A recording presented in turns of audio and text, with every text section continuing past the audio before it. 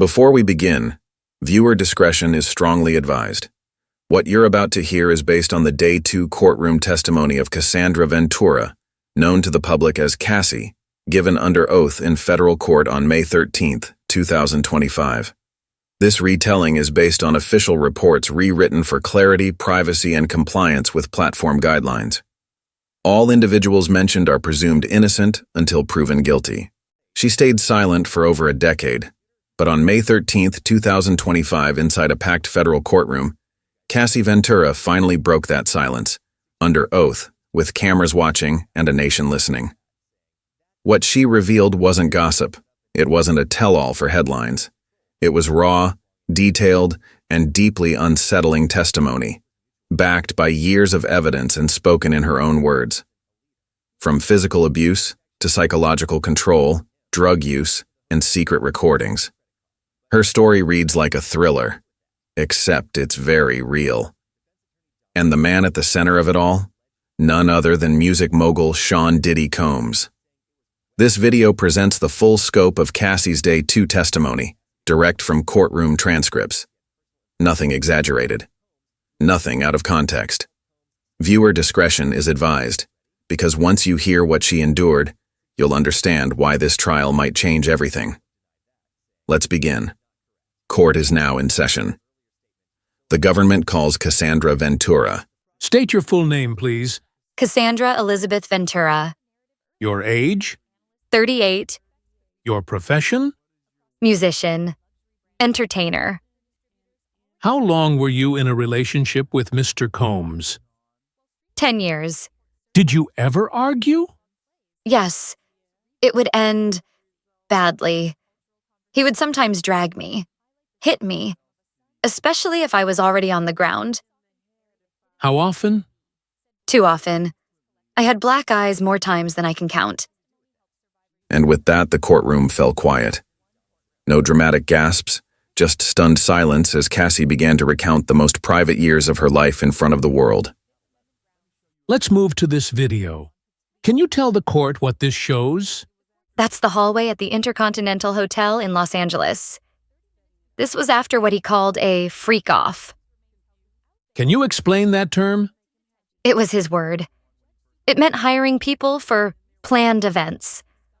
I didn't always understand what I was walking into. The first time I agreed because I was confused, nervous.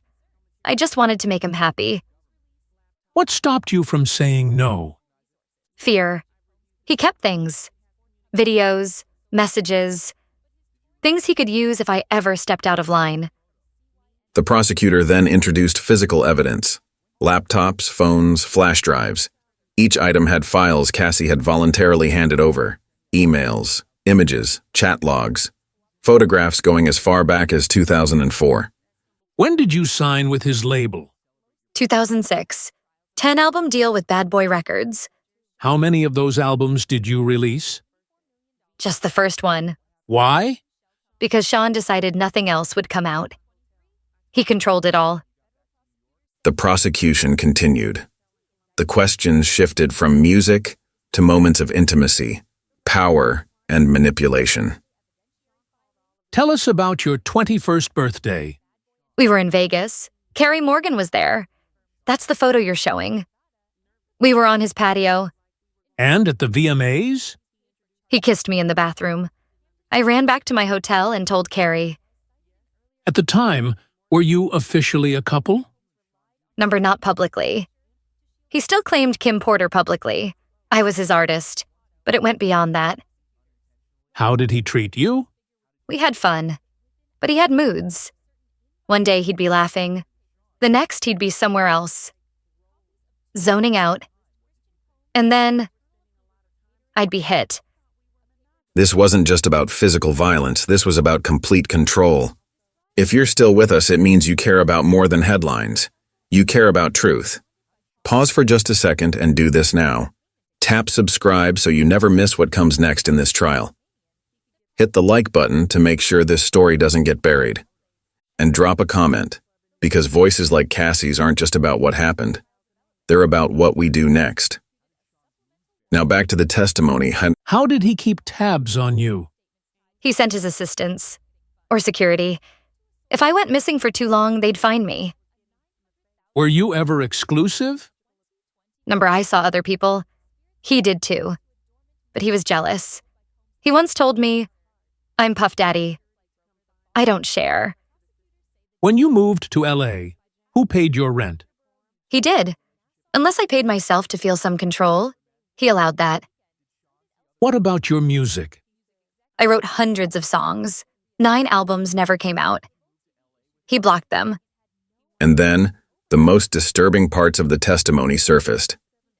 The so-called freak-offs became routine, weekly, sometimes longer, always planned by him. What did a freak-off involve? Escorts, drugs, masks, filming. Sometimes I'd be high for days. I didn't sleep, I just participated. Did you ever want to stop? Yes, I was humiliated, but I didn't have the words for it back then. I didn't want him angry. Was anything recorded? Yes. Sometimes on his phone. Sometimes mine. I'd delete them when I found them.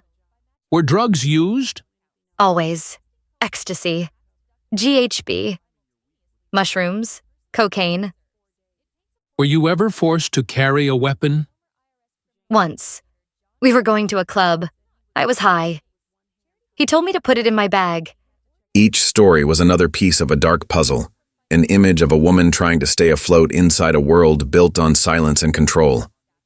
Who else participated? Security. Drivers. Assistants. Everyone knew something. Most looked away. Why didn't you leave? I was scared. I was in too deep. I thought if I stayed quiet, maybe I could survive it. And then came the moment that silenced the entire room. The last freak-off she remembered. Century City, Intercontinental Hotel. Walk us through that night. I had a premiere the next day.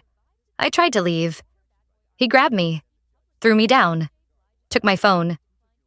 Was that captured on video? Yes. Hotel surveillance. I tried to call the front desk. He stopped me. The video played in court. No audio. Just grainy black and white footage of a woman trying to escape and a man taking her phone and bag. It ended in silence. What do you want the court to understand? That I never wanted this. That it took everything in me to survive it. The judge called a recess. The courtroom was dismissed. Cassie stepped down. But her story stayed with every single person in that room.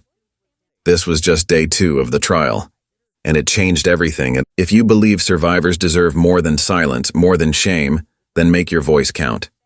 Share this video. Start the conversation in the comments. Subscribe because this trial isn't over, and neither is the truth. Cassie spoke. The world is listening, are you?